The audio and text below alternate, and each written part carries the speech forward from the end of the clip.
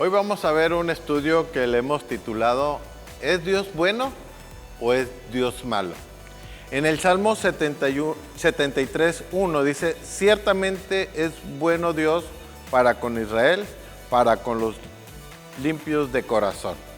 Y hay varios versículos que nos dicen Dios es bueno y para siempre es su misericordia. En Esdras, en los Salmos, hay varios que nos dicen Dios es bueno y para siempre es su misericordia. Si pudiéramos describir, Isaí, cómo es Dios en el Antiguo Testamento, de una forma, ¿cómo lo describirías? Bueno, de forma resumida, pudiera ser que Dios escoge a una familia en específico para darle juicios, su ley, para mostrar su amor para con ellos y a través de ellos mostrar su gloria, y a través de la ley y la palabra que les da, hace una distinción de los que andan en su ley o los que no. Y los que no, pues es destrucción, es por así, destrucción total, vienen juicios, vienen ahora sí despojo. Y también se puede resumir que cuando el pueblo de Israel no anda en los juicios, en la palabra de Dios, en la ley, también aún para ellos ha sido lo mismo. Ok. Mario, ¿cómo resumes el Nuevo Testamento? Bueno, el Nuevo Testamento es todo lo contrario a lo que menciona Isaí del Antiguo Testamento. En el Antiguo Testamento pues es un Dios muy severo, muy duro, muy soberano, pero en el Nuevo Testamento es todo lo contrario, es amor. Juan 3:16 nos lo dice: de tal manera amó Dios al mundo. Y a lo largo de todo el Nuevo Testamento vamos a ver esa palabra, pastor, la palabra amor. De hecho, Romanos nos dice que todos estábamos destituidos de la gloria de Dios, mas Dios muestra su amor para con nosotros. Y bueno, pues la redención a través de Cristo. En la carta del apóstol Juan, cuando nos dice y nos enseña que Dios es amor. Y algo así como: asómense, mirad cuán amor nos ha dado el Padre. O sea, todo lo contrario a lo que nos dice Isaí en el Antiguo Testamento. En el Nuevo Testamento es pues el tiempo de la gracia, el tiempo de la misericordia, el tiempo del amor. Y podemos ver algo, pastor, por ejemplo, en el primer libro de Samuel, capítulo 15, vemos un Dios que también es un Dios, vaya, que podemos entrar a debate, entrar a decir, entonces si ese Dios es amor, ¿por qué en este libro dice lo contrario? Porque en el primer libro de Samuel dice: ve pues y hiere a Amalek, destruye todo lo que tiene, no te apiades de él, mata hombres, mujeres, niños y aún los de pecho, vacas, ovejas, camellos y asnos. Uno puede decir: oye, esto está... Una aniquilación total. Aniquilación. O sea, me hablas de un Dios de amor, pero ahora estamos viendo aquí que ese Dios de amor como que no está teniendo mucho amor y misericordia. Y nos dicen en otro libro, en Deuteronomio capítulo 13, versículo 15, dice: irremisiblemente herirás a filo de espada a los moradores de aquella ciudad, destrúyelo con todo lo que hay en ella, también matarás sus ganados a filo de espada. Deuteronomio 13:15.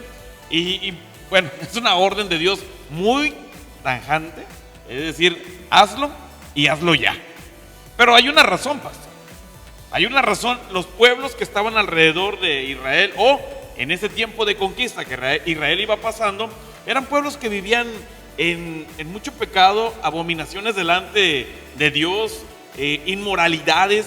Entonces Dios de repente dijo: ¿sabes qué? Eso no puede mezclarse con mis estatutos, con mi ley. Y es por eso que Él ordena que todo eso sea aniquilado. Pero no es que sea un Dios malo. Algo que debemos ver es que la ira de Dios siempre es justificada. Ok.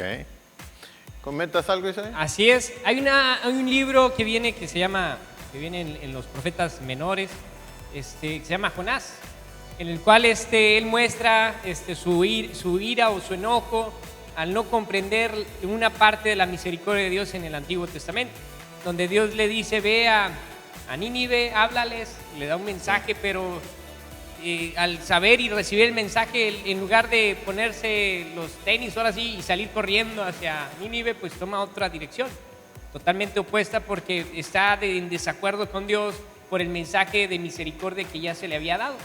Y bueno, la historia dice que Dios hace algo especial en el mar y es echado al mar, viene un pez, se come a Jonás y después este pez a los 3 días lo vomita porque Jonás se arrepiente en el vientre del pez y va a predicar. Y una vez que da el mensaje que ya había recibido, todo Nínive se arrepiente, todo Nínive regresa y al concluir su, vamos a decir, su misión de ver el arrepentimiento, porque él pensaba que los de Nínive no se iban a arrepentir, pues prácticamente sí les causó arrepentimiento. Y en la conclusión, pues Jonás se ve a la distancia esperando que venga la destrucción, como estaban acostumbrados a ver en otras situaciones de otros pueblos, pero resulta que se quedó esperando porque Dios no destruyó a Nínive, sino concedió la misericordia. Qué tremendo, porque por un lado vemos cómo le dice, ve y destruye todo Amalek. Y por otro lado, ve y predícales a los de Nínive. Entonces, en uno es destrúyelos y en otro dales un mensaje de esperanza. Qué tremendo es esto. Porque no había diferencia de uno y otro. Eran naciones gentiles las dos. Sí, y al final de cuentas, el mensaje por un lado fue duro. Tienen 40 días para arrepentirse. Porque en 40 días Nínive será destruida. Pero hay un arrepentimiento y Dios, parece como que Dios se arrepiente del castigo, no los castiga, tiene de ellos misericordia. Y qué importante es esto, tocante. En la carta a los romanos nos habla precisamente de esto, tocante a este carácter de Dios. Dice Romanos 11 a partir del verso 21, dice, porque si Dios no perdonó a las ramas naturales, a ti tampoco te perdonará. Mirad pues la bondad y la severidad de Dios. La severidad ciertamente para los que cayeron, pero la bondad para contigo si permaneces en esa bondad, pues de otra manera tú también serás cortado. Porque si aún ellos, si no permanecen en incredulidad, serán injertados, pues poderoso es Dios para volverlos a injertar.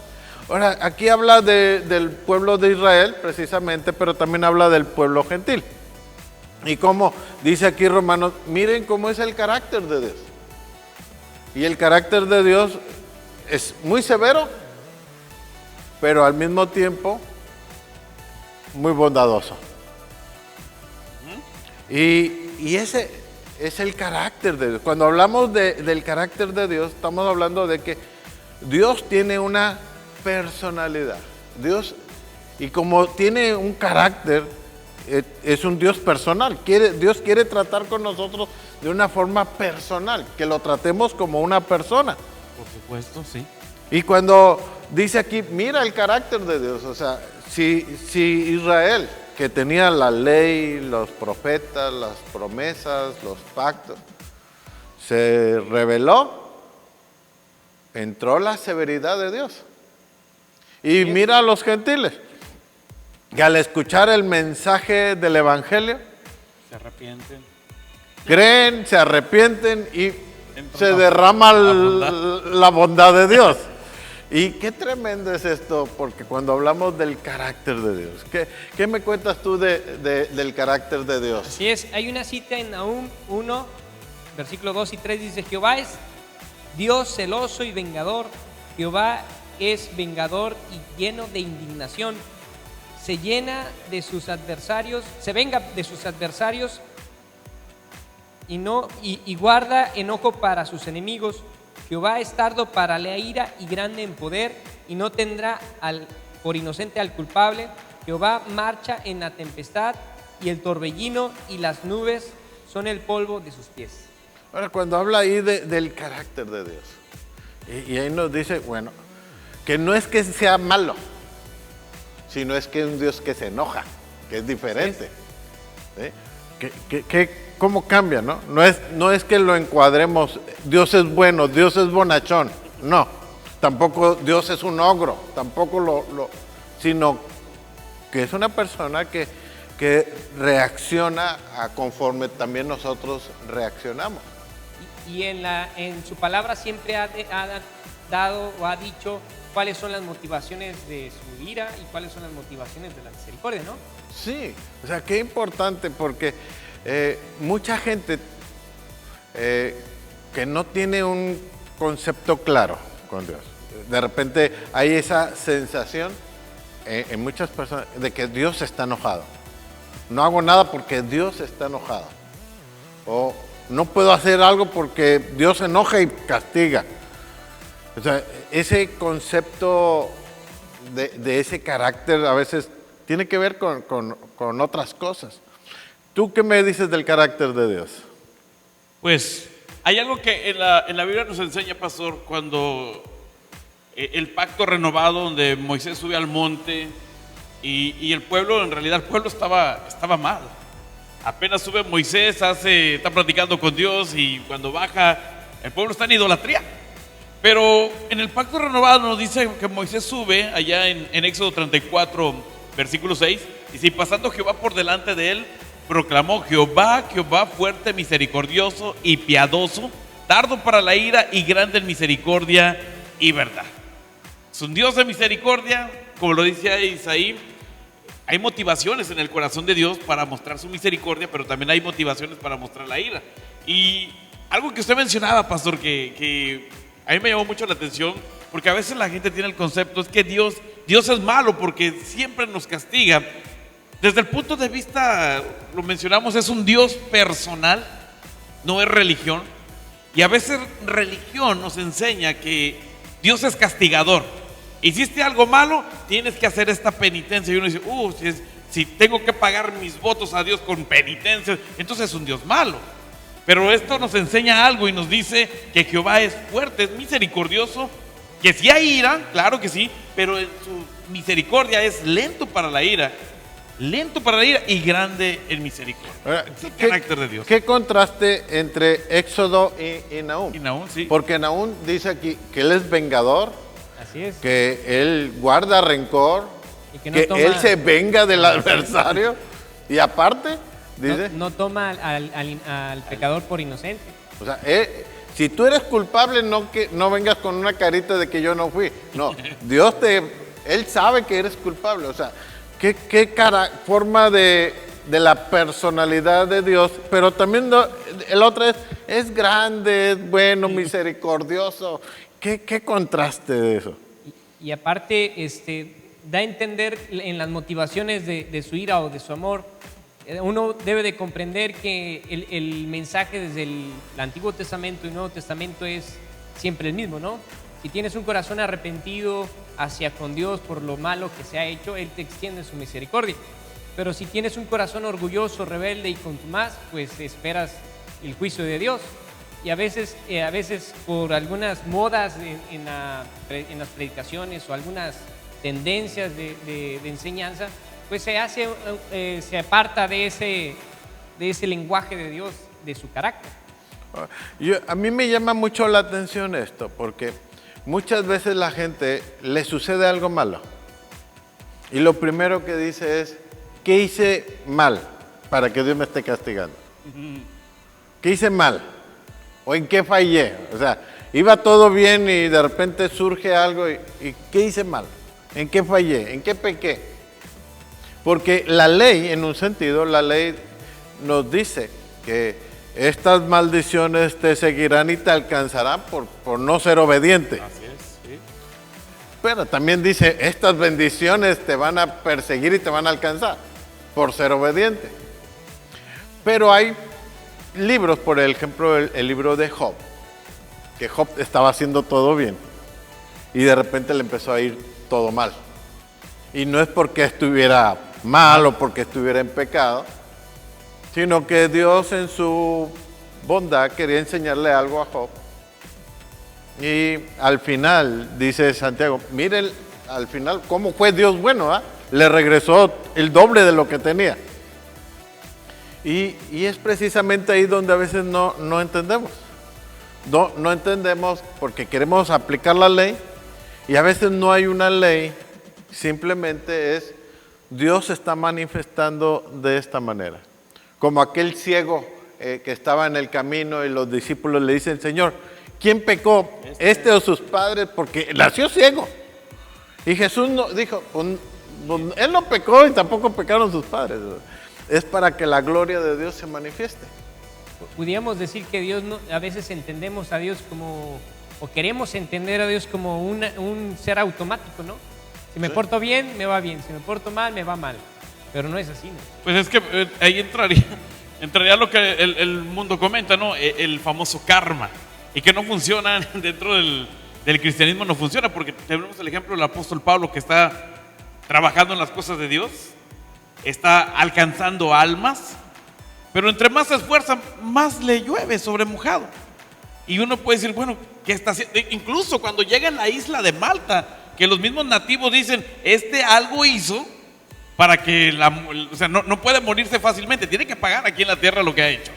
Pero es Dios en su bondad y su misericordia, que siempre quiere enseñarle algo al ser humano.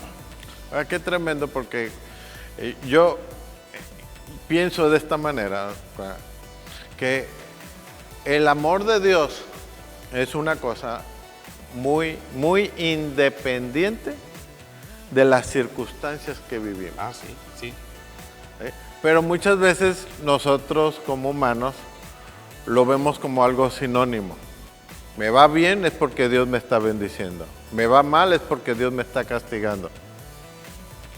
Y cuando tenemos ese criterio, entonces no funciona en algunas cosas. Porque Cristo Jesús, cuando estaba siendo crucificado, entonces ahí cómo lo clasificamos. ¿Sí? Pablo en sus viajes, que era maltratado y era apedreado y le pegaban con vara. Entonces, si le iba mal, entonces estaba mal. No necesariamente. Por eso el apóstol Pablo nos dice en Romanos, pues bueno, el amor de Dios no tiene que ver mucho con las circunstancias. ¿Por qué? Porque puede haber peligro, hambre, desnudez, espada, pero en realidad nada de eso nos aparta del amor de Dios. Sí. Entonces, cuando empezamos a desligar que una cosa son las circunstancias y otra cosa es el amor de Dios. Entonces, algo que hacen los judíos es que, por ejemplo, este Salmo de 73:1 y otros, ellos automáticamente se conectan en tener una relación con Dios. Dios es bueno y para siempre es su misericordia. O sea, para mí me puede estar yendo mal, pero Dios sigue siendo bueno. Así es. Y cuando uno tiene esa mentalidad, bueno, se coloca en la posición de que Dios, aquí estoy, tranquilo, tú vas a cambiar las cosas para bien, tú vas a tardarte el tiempo que tú quieras, pero yo soy tu hijo. Y si soy tu hijo, me va a ir bien. ¿Sí? Y es algo que debemos de comprender para poder madurar. Sí. Porque si no maduramos y no le damos la oportunidad a esa parte de Dios al conocer a Dios, pues estaremos estarán ahí cristianos que se emberrinchan con Dios o se desilusionan o se frustran y se quedan estacionados, ¿no? O se alejan, simplemente ya no quieren saber nada de Dios porque les pasó una tragedia y en lugar de entender que las tragedias son parte de la vida, le echan la culpa a Dios. ¿Por qué Dios permitió que pasara esa tragedia? Entonces, es cuestiones de madurez. Sí, claro, porque de repente el evangelio se distorsiona en el sentido de que lo vemos ya no como la oportunidad de alcanzar almas, sino más bien como una cábala, ¿no? Si yo doy, entonces voy a recibir más y vemos a Dios como algo convenenciero, ¿no? Entre Dios más me bendiga, pues yo ahí estoy. Pero cuando pasan los tiempos de aflicción o de tribulación que estamos hablando ahorita, la gente se desanima y dice, pues no es el Dios que yo quería conocer. Porque tristemente a veces hay una parte del evangelio de la prosperidad que te tiene que ir bien porque eres hijo de Dios, eres el hijo del gran rey de reyes. Y te venden una idea de que todo es bien, todo es fácil, pero cuando uno ve el evangelio, la vida de los apóstoles, pues ninguno les fue fácil. No. Y es un desafío, ¿no? También a los que compartimos la palabra del Señor, para dar el completo consejo de Dios y poder manifestar ahora sí el completo carácter, como usted lo compartió, el completo carácter de Dios para poder entender completamente a Dios. Ahora, la situación es que, por un lado, Dios no necesita un psicólogo, o sea, Dios no tiene un problema de que no se comprenda, no. De No somos nosotros los que a Ajá, veces no nosotros. entendemos lo que está pasando. Pero por eso Santiago nos dice, si no entiendes lo que está pasando, pídele a Dios sabiduría para que entiendas. Y Él te la va a dar, pero pide con fe. Y precisamente ahí donde nos conecta con Dios para pues, resistir la prueba, mantenernos fieles, independientemente de todo eso. Y para terminar, vemos algo muy interesante que nos enseña precisamente Jeremías en Lamentaciones. Jeremías, él recibió el mensaje años antes de la invasión.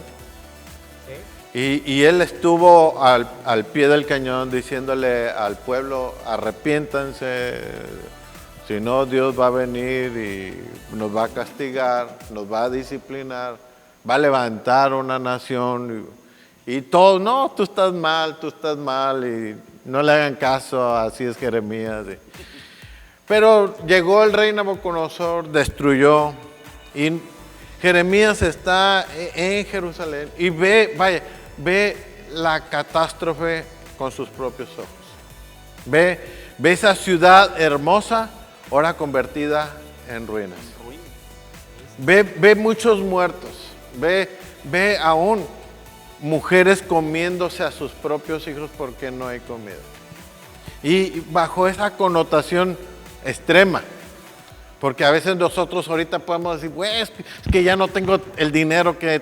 No, pues no estamos tan críticos como una invasión de una nación que sitia y que nadie puede salir, nadie puede entrar, nadie puede comprar comida. La comida se acabó, los animales se acabaron y está en una situación crítica. Y Jeremías lo vivió. Y él llega a una conclusión muy interesante ahí en Lamentaciones 3, versículo 22, que dice, por la misericordia de Jehová no hemos sido consumidos, porque nunca decayeron sus misericordias. Nuevas son cada mañana, grande es tu fidelidad, mi porción es Jehová. Dijo mi alma, por tanto, en él esperaré. Bueno es Jehová a los que en él esperan, el alma que le busca. Bueno es esperar en silencio la salvación de Jehová. Bueno le es al hombre llevar el yugo desde su juventud. ¿Por qué? Porque Jeremías entendió una cosa. Él dijo, pues aquel sí le fue mal, pero yo estoy bien. Y si estoy vivo, es por la misericordia de Dios. Si tengo algo que comer, es porque Dios ha sido bueno. ¿Por qué? Porque la fe nos enlaza con la misericordia de Dios. Imagínate, hay una devastación, hay una destrucción, y Jeremías sale con eso. Por la misericordia de Dios no hemos sido consumidos. Bueno, Contraste. pero él dice, no, los que estamos vivos, o sea, por algo todavía estamos vivos. Y es por la misericordia de Dios. En lugar de ponerse como un impío. ¿Por qué Dios nos destruiste? ¿Por qué Dios esto? ¿Por qué? No, él dice, no. Grande es su fidelidad, su misericordia es grande, es buena, es todos los días, Dios es bueno. Y entender el carácter de Dios cuando tú estás bien, es que aún esto va a pasar. Como la oración de Habacuc. Sí. Sí, al final, aunque no haya ni vacas, ni ovejas, no haya ni frutos, o sea, Dios es bueno. Amén. Y con esto terminamos diciéndole a la audiencia, Dios es bueno. Su misericordia es nueva cada mañana. Así que bueno es a nosotros esperar en el Dios de nuestra salvación. Que Dios le bendiga ricamente.